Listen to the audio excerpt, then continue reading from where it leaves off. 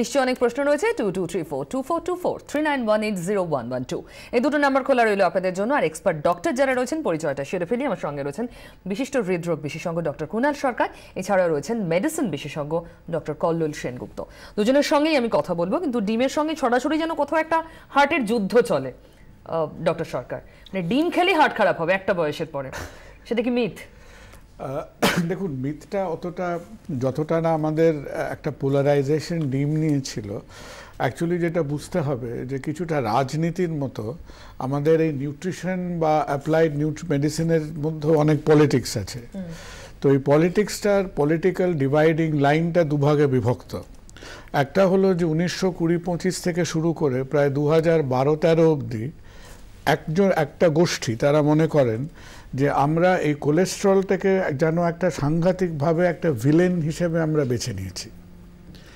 এবং পরবর্তীকালে 2013-14 থেকে যে কতগুলো গবেষণার কথা আপনারাও দেখিয়েছেন, যে রিপোর্টগুলো আমাদের আসতে শুরু করলো, তারা আমাদের বলছে যে দেখুন, আমাদের খাওয়া দাওয়ার মধ্যে ওভারঅল একটা সামঞ্জস্য আনতে হবে, এবং যে ক্ষতিটা আমরা মনে করতাম কেবল অত্যধিক কোলেস্ট্রল থেকে হয়, সেটা অত্যধিক কার্বোহাইড্রেট থেকে হতে পারে, অত্যধিক প্রোটিন থেকে হতে পারে, সব থেকে হতে পারে।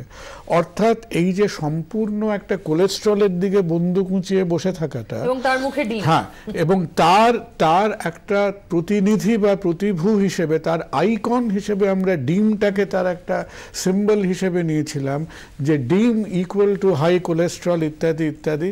তো সেই অর্থে আমার মনে হয় আমরা কিছুটা সেই যে একটা প্যারানয়া বা সেই যে একটা ইললজিক্যাল ভয়, সেটা হয়তো আমরা খানিকটা ছেড়ে আসতে পেরেছি।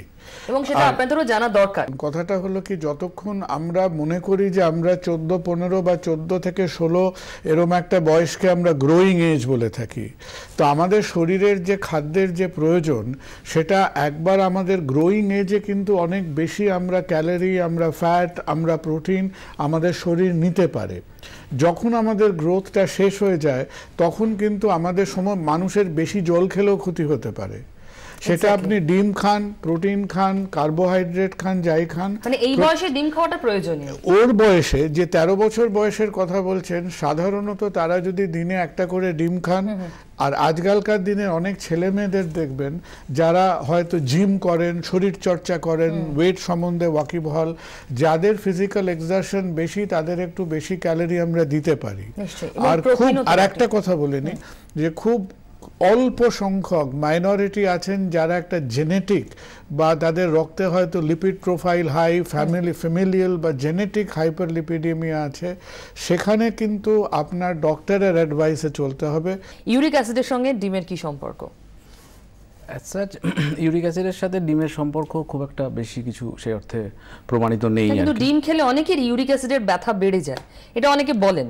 আর্থ্রাইটিসে একটা মিথ আছে যে এরকম যে ডিম খাওয়া বেশি ভালো নয় আর কি। তবে সেই অর্থে যে সমস্ত খাবারগুলোতে ইউরিক অ্যাসিড বেশি আছে বলে আমরা জানি আর কি, সেই যে একদম প্রহিবিটেড লিস্টের মধ্যে ডিম প্রথম সারিতে অবশ্যই নয় আর কি। আচ্ছা আচ্ছা। আর হাই বিপি? না দেখুন, মানে 3টে ডিম খেয়ে বিপি বেড়ে গেছে। সত্যি কথা বলতে, আপনি হঠাৎ করে 3টে ডিম পর পর কেন খাচ্ছেন, সেটাও একটা প্রয়োজন। সেটা হয়তো আপনার চাহিদা হোক, এক্সারশন হোক, সেই যে ইচ্ছেটা, সেটাই হচ্ছে ব্লাড প্রেশারকে উঠিয়ে দেওয়ার জন্য যথেষ্ট। তো সেখানে হয়তো আপনার মানসিক কন্ডিশনটা ইজ মোর ইম্পর্টেন্ট দ্যান যে 3টে ডিমের থেকে, তার হয়তো এটা বেশি। আর ডিমের সঙ্গে দেখুন, আমরা ব্লাড প্রেশারকে সেইভাবে কিন্তু একটা অঙ্গাঙ্গিক রিলেশনশিপে আনি না। আর ডিমের সবচাইতে বড় কথাটা মনে রাখবেন, যে সেটা একটা একটা নেচারস প্যাকেজিংয়ের মধ্যে it is the best quality protein.